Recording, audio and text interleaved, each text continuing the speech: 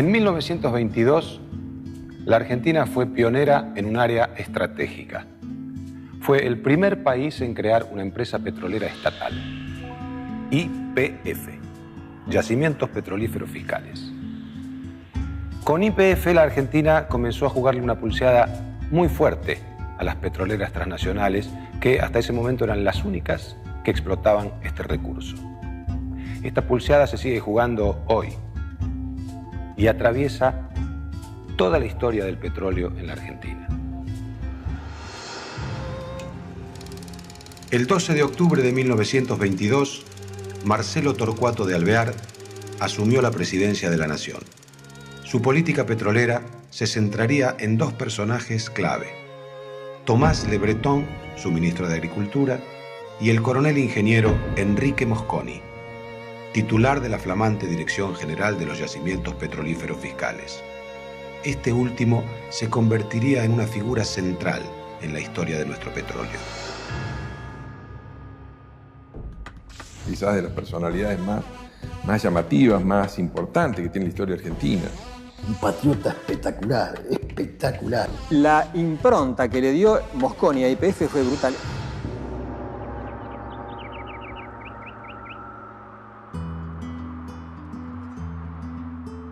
Hablar de General Mosconi es realmente sentirse, ¿cómo le puedo decir?, honrado totalmente. Yo lo califico personalmente como uno de los últimos patriotas.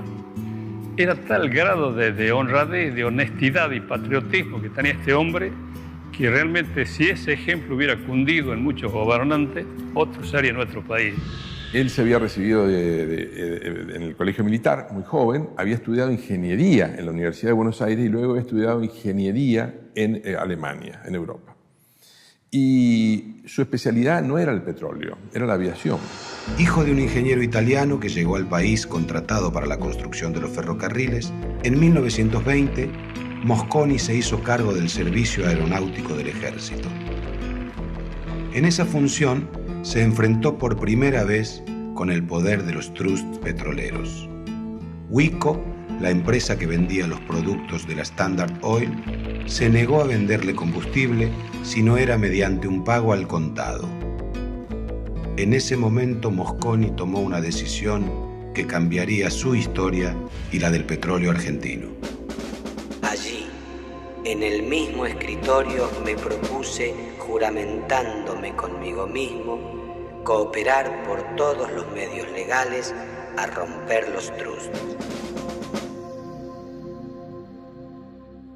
Sus políticas en YPF cumplirían con este juramento.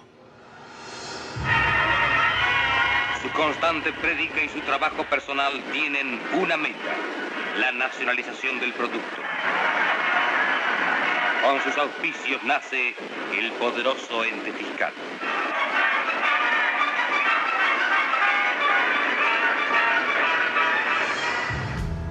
Mientras tanto, el otro personaje clave del gabinete de Alvear, Tomás Le Breton, intentaba frenar los manejos especulativos. El principal problema eran los permisos de cateo que se habían otorgado indiscriminadamente. Empresarios argentinos solicitaban autorizaciones de exploración y después vendían esos derechos a compañías extranjeras a cambio de un canon. Bajo este mecanismo, los capitales privados buscaban hacerse de posiciones estratégicas.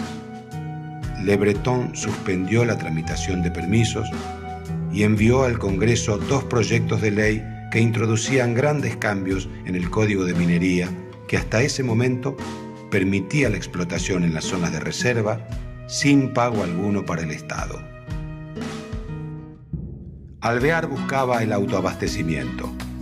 Con ese fin impulsaba la federalización y la reserva de todo el territorio nacional e intentaba negociar la explotación con las empresas privadas en mejores condiciones para la administración pública. Alvear intenta cambiar la legislación, no logra pasar esas leyes por el Congreso, entonces su reacción es de alguna manera: si no podemos cambiar las reglas del juego, con estas reglas que son malas para el Estado argentino no jugamos más. Al no tener respuesta en el Congreso, Alvear dictó las normas por decreto. El efecto fue rotundo. En 3 años se redujo el número de las solicitudes de permiso de cateo de 7.237 a solo 72. Los petroleros privados criticaron la medida oficial y cuestionaron la capacidad de YPF para explotar adecuadamente los recursos que fuesen descubiertos. Cuando Mosconi ingresó a YPF, la explotación estatal se encontraba sumida en una gran crisis administrativa y financiera. Mosconi, que no tenía experiencia en materia petrolera, se tomó varios meses para realizar un diagnóstico sobre la situación y diseñar un plan de acción para el futuro. Alvear consolidó la influencia de Mosconi para transformar a YPF en una compañía estatal con claros objetivos de desarrollo productivo. Él se compromete con esta actividad y va a tener un periodo muy corto para la notable actividad que desarrolla, porque él va a estar de 1922 a 1930, es decir, 8 años. Y en esos 8 años va a hacer una cosa extraordinaria, va a reducir el tiempo de perforación y de producción, va a multiplicar la producción de YPF, porque establece principios de buena administración que luego van a ser copiados por las empresas de todo el mundo. Alvear y Le Breton apoyaron decididamente la gestión de Mosconi. Se estableció un nuevo reglamento que le daba facultades más amplias al nuevo director para controlar YPF. Este dependería únicamente del Poder Ejecutivo para aprobar el presupuesto anual, realizar operaciones de crédito y hacer compras e inversiones. El plan de Mosconi no era que las empresas compartieran. Al principio decía que puede ser una empresa mixta, pero mixta con todo, y después fue estatal con todo. Fue avanzando y la fue organizando. Hasta fabricaba surtidores y hablaba de fabricar Alconasta con la gente del Edesmi, y los surtidores con Ditela y con otra empresa nacional cuyo nombre no me acuerdo. Y llega así avanzando, creando los surtidores, poniendo la bandera de YPF, creando pueblos con escuelas, con iglesias, con proveedurías, copando la Patagonia. La gestión de Mosconi se reconoce porque YPF comenzó a transformarse en una empresa conocida, con influencias regionales varias, empezó a explorar en otras áreas, y creció significativamente en el volumen de reservas que manejó y el de producción.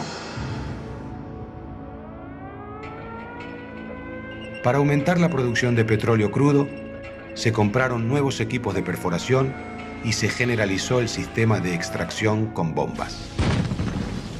También se realizaron obras para aumentar la cantidad de agua disponible, indispensable para la explotación, y para cubrir las necesidades de la creciente población de Comodoro. Como resultado, los pozos en producción pasaron de 89 en 1922 a 353 en 1926. En los primeros años de la gestión de Mosconi, la producción creció a un ritmo del 21% anual. Aquel ansiado anhelo de autoabastecimiento de combustible parecía estar cada vez más cerca.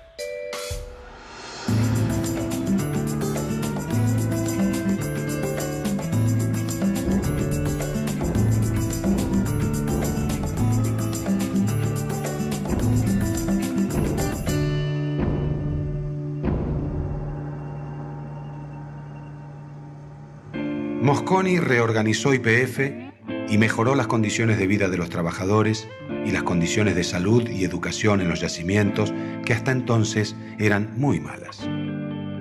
Hizo descender el precio de los alimentos creando cooperativas de consumo en Comodoro y Plaza Winkle, controladas por la empresa. También se construyeron barrios para el personal con viviendas dignas, por el que debían pagar un alquiler muy bajo, y se levantó un hospital. Sin embargo, las reivindicaciones gremiales comenzaban a convertirse en conflictos sindicales. La huelga de 1917 marca una serie de pautas. Las bases de la huelga eran: no había sindicato, así que fue todo espontáneo. El sindicato se constituye después. Era jornada de 8 horas, no de 12 ni de 14. O sea, un aumento del 50% en los salarios, un aumento del 50% en las horas extras, porque trabajaban horas extras y no se las pagaban. Ley de accidentes de trabajo, que se les reconociera. La gente tenía muchos accidentes, las condiciones eran muy precarias. Pero las políticas de desarrollo de Mosconi tuvieron una contracara menos feliz. Mientras mejoraba las condiciones de vida en los yacimientos, reprimió duramente las protestas de los trabajadores, en especial las de los grupos más combativos como los anarquistas. Los obreros europeos eran considerados eficaces y mejor capacitados para su trabajo, pero propensos a la participación gremial y por lo tanto rebeldes para una mentalidad castrense como la de Mosconi. Su estrategia fue la represión y posteriormente su paulatino reemplazo por mano de obra local. Mosconi vio, porque soportó varias huelgas, 1918, 1922, 1924, y comenzó un plan hacia finales de la década del 20 de argentinización. Comenzó a traer gente del norte argentino e ir reemplazando sistemáticamente a los extranjeros. Se empezó a ir al norte, a Salta, Catamarca, La Rioja, Mendoza, San Luis, a conseguir gente argentina y traerla acá para enseñarle el trabajo. Los mismos europeos fueron siendo los maestros o los profesores de la gente del norte que vino. A mediados de los años 20, YPF dio un paso fundamental en la historia del petróleo argentino. Construyó su primera refinería. Hasta ese momento la petrolera estatal lideraba la producción de crudo, pero su actividad era prácticamente nula en la refinación y la comercialización de combustibles. La mayor parte de las ganancias de este negocio se las llevaban las multinacionales extranjeras como la Standard Oil y la Shell, que dominaban el mercado de las naftas y el querosén. Actividad en la que la empresa estatal prácticamente no participaba. Las compañías privadas, que en muchos casos utilizaban el petróleo extraído en el país, se opusieron a la nueva refinería estatal. En la medida en que YPF ingresara al mercado del refinamiento y la venta al público, sus intereses se verían atacados. Anteriormente a Mosconi, otros dirigentes que habían manejado la explotación petrolera estatal se habían dado cuenta de que además de tener petróleo era muy importante refinarlo y venderlo, porque la crema del negocio no era tanto el petróleo, sino la venta de combustibles al público. Vos sacás petróleo y tenés que refinarlo y sacar productos, si no, en definitiva terminás vendiendo petróleo, dejando utilidades afuera y comprando productos. Argentina no tenía nada, había una pequeña refinería en Comodoro, y una privada y una de YPF, pero nada más. Acá construyó un monstruo, construyó una refinería gigantesca. Pese a la resistencia de los privados, el 23 de diciembre de 1925, en la ciudad de La Plata, el presidente Alvear inauguró la nueva refinería acompañado de Mosconi y una abundante comitiva. Fue uno de los últimos actos en que participó Tomás Le Breton, alejado tiempo después por diferencias políticas. Aquella estructura en el establecimiento de La Plata fue una obra colosal para la época. En ese entonces era la más grande de Latinoamérica. Hoy continúa procesando crudo y sigue siendo la refinería más importante de la Argentina.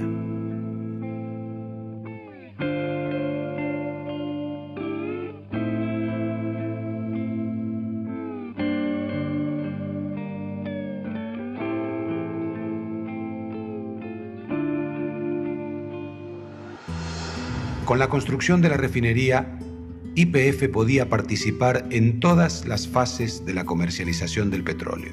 Dejó de vender crudo a otros refinadores y empezó a comercializar sus propios productos.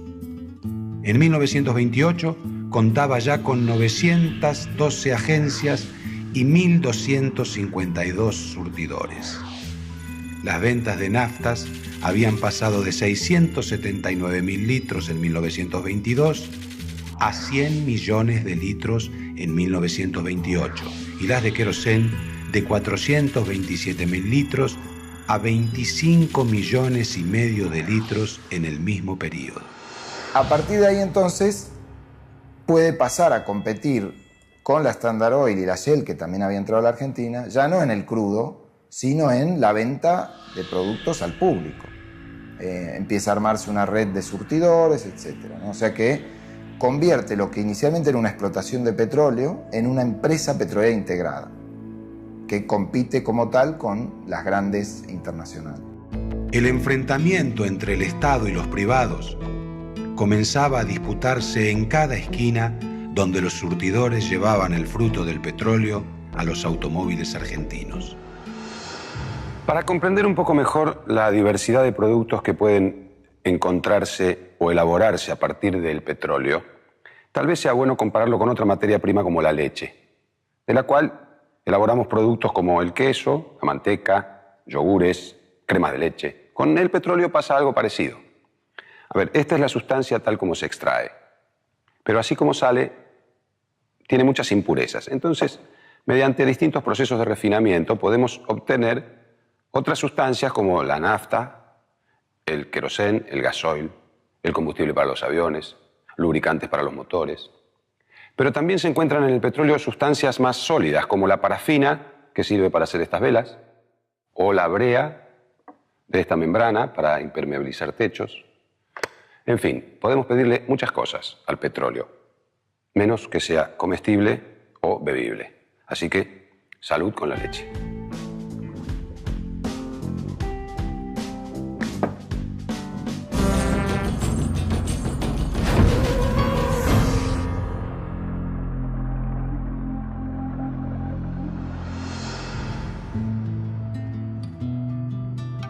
Si bien a nivel mundial se descubrieron nuevos yacimientos y el temor al desabastecimiento desapareció, esto provocó un exceso de oferta y una caída en el precio del petróleo.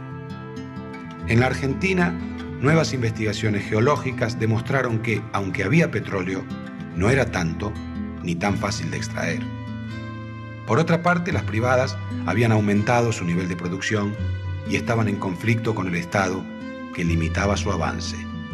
Bueno, ya para fines de la década del 20, todo el trabajo que hacen, por un lado YPF y por otro lado estas grandes empresas que eran las que tenían la mejor tecnología, por otro lado, ¿no? Las grandes petroleras internacionales, entran a Comodoro, entran a Neuquén, aparece también una explotación en Salta, dominada por la Standard Oil.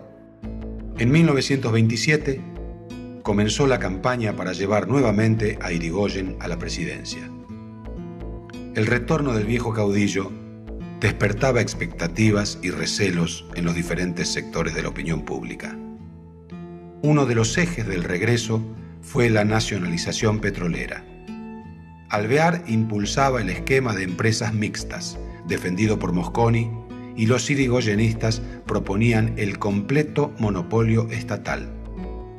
A favor y en contra se desplegaban argumentos y pasiones, preocupaciones e intereses.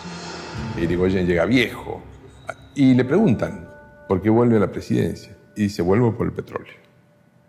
Es decir, que Irigoyen define el objetivo de su segunda presidencia por el tema del petróleo. Si viene con un programa revolucionario, si viene viejo, pero venía para ganar 3 provincias y tener mayoría en el Senado. Si tenía mayoría en el Senado se acababan las concesiones provinciales, todo pasaba a ser de la nación. Y quedaba un monopolio de YPF, anulando las concesiones que venían de la época de Roque y Avellaneda.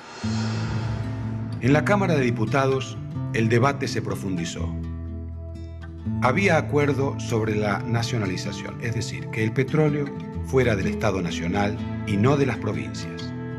Finalmente, el irigoyenismo, aliado con los socialistas independientes, derrotó a la coalición formada por alvearistas, conservadores y socialistas y logró la aprobación del monopolio estatal. La sanción definitiva del proyecto no llegaría nunca. En el Senado, la mayoría conservadora impidió cualquier iniciativa en ese sentido. En abril de 1928, Irigoyen fue elegido presidente por segunda vez. Un año más tarde, llegarían malas noticias del exterior. Una brutal caída en la bolsa de Nueva York haría tambalear a la economía mundial. A partir de la crisis financiera, El modelo agroexportador que había ubicado a la Argentina entre los primeros países proveedores de materia prima del mundo entraría en un periodo de decadencia. Como si fuera poco, la situación política del presidente se agravaba. Con casi 80 años, el caudillo radical ya no era el mismo, y la situación de la Argentina y el mundo eran muy diferentes a los de los años de su primera presidencia. Mientras tanto, la relación entre Irigoyen y Mosconi no era buena.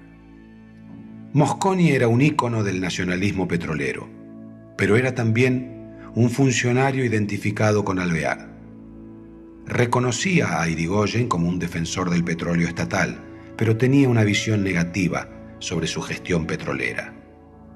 Pese a presentar su renuncia reiteradas veces, Mosconi siguió al frente de la empresa estatal entre 1928 y 1930. La continuidad Irigoyen, acá no hay ningún tipo de discusión que la política es exactamente la misma, por más que alguien pueda inventar al que estaban peleando, no tiene nada que ver, es la misma política petrolera. Con el cambio de Le Breton y su reemplazo por Miura, porque se enojan con Alvear por los arreglos con Irigoyen. Entre 1928 y 1929, Enrique Mosconi se dedicó a viajar por el continente con el objetivo de impulsar una política petrolera latinoamericana. Así nacieron a imagen y semejanza de YPF, ANCAP en Uruguay, Yacimientos Petrolíferos Fiscales Bolivianos, Petrobras en Brasil y Pemex de México. Su prolífica trayectoria y una conducta ejemplar le otorgaron un prestigio internacional no siempre valorado fronteras adentro. En septiembre de 1930, el gobierno de Irigoyen finalmente cae. Un golpe de Estado, liderado por el general José Félix Uriburu, rompe por primera vez la legalidad democrática e inaugura una triste etapa de nuestra historia signada por las intervenciones militares. El irigoyenismo denunció las relaciones entre los golpistas y los intereses petroleros, especialmente la norteamericana Standard Oil. Se esperaba que Uriburu favoreciera a los intereses extranjeros y dejara de lado el proyecto de nacionalización y monopolio petrolero. A pesar de que estos vínculos existieron, no hay pruebas de una participación decisiva de las petroleras internacionales en el golpe. Mosconi fue una de las primeras víctimas políticas del gobierno de Uriburu. Se le inició un sumario por la supuesta aplicación indebida de fondos de YPF y después fue enviado a Europa en misión profesional. Cuando volvió, ya bajo la presidencia de Agustín P. Justo, fue nombrado director de tiro y gimnasia del ejército. En 1933 se retiró del ejército. Poco después publicó su libro El petróleo argentino y la ruptura de los trusts petrolíferos inglés y norteamericano el 1 de agosto de 1929, donde por última vez levantaba las banderas antitrust. Murió en Buenos Aires el 4 de junio de 1940. Tenía solo 9 pesos en su cuenta bancaria. La gestión petrolera de Uriburu nacía sospechada. La presencia en su gabinete de figuras vinculadas a intereses extranjeros hacía pensar en una política más favorable a estas compañías. Había expectativas de que se revirtieran las políticas nacionalistas de Alvear e Irigoyen y se habilitara nuevamente la libre explotación y comercialización. Entonces hay una expectativa de que no solamente esa idea del monopolio estatal va a desaparecer, sino de que Uriburu va a ir en contra de YPF y va a dar más posibilidades a las empresas privadas para que entren en esas reservas estatales, en Comodoro, en Winkle. Eso no sucede, porque si bien Uriburu tenía esos vínculos, también era muy nacionalista. Uriburu, rodeado de empresarios de empresas privadas, no puede designar al frente de YPF a alguien que la destruya, sino que las Fuerzas Armadas y al pueblo le dicen, no, YPF ya está, no se toca.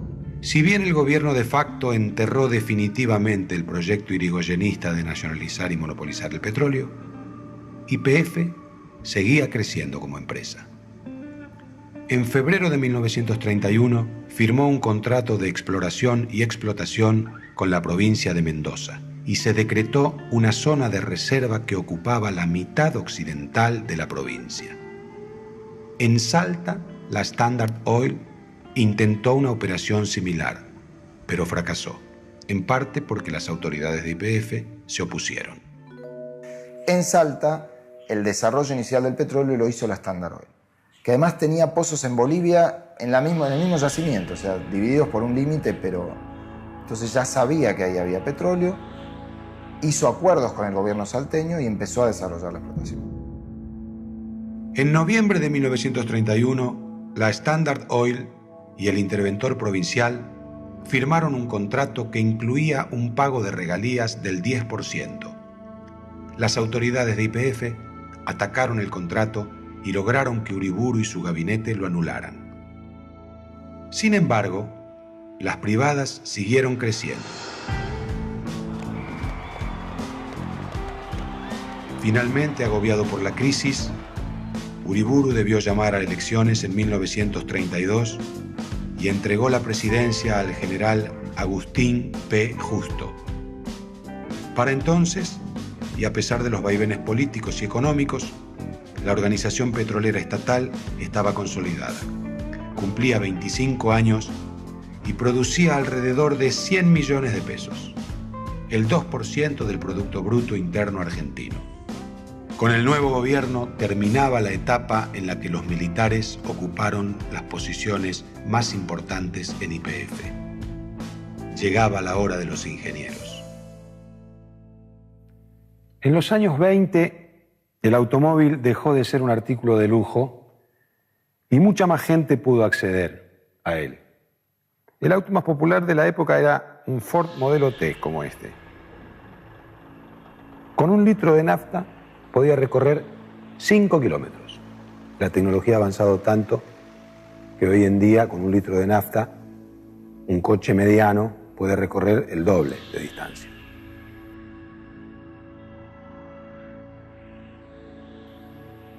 La energía ya estaba contenida en el combustible. La tecnología contribuyó a aprovecharla mejor. El desafío para los próximos años es encontrar nuevas fuentes de energía tan eficientes como el petróleo, pero menos contaminantes. Hasta la próxima.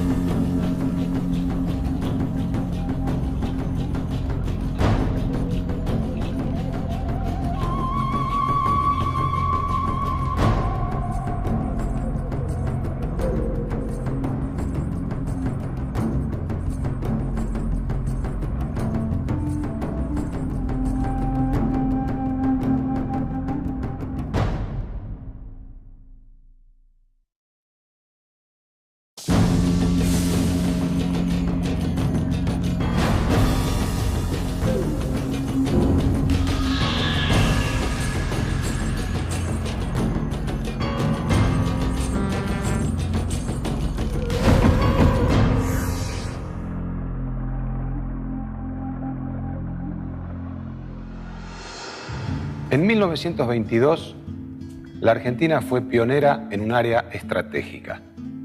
Fue el primer país en crear una empresa petrolera estatal, YPF, Yacimientos Petrolíferos Fiscales. Y el coronel ingeniero Enrique Mosconi, titular de la flamante Dirección General de los Yacimientos Petrolíferos Fiscales. Este último se convertiría en una figura central en la historia de nuestro petróleo. Quizás de las personalidades más llamativas, más importantes que tiene la historia argentina. Un patriota espectacular, espectacular. La impronta que le dio Mosconi a YPF fue brutal.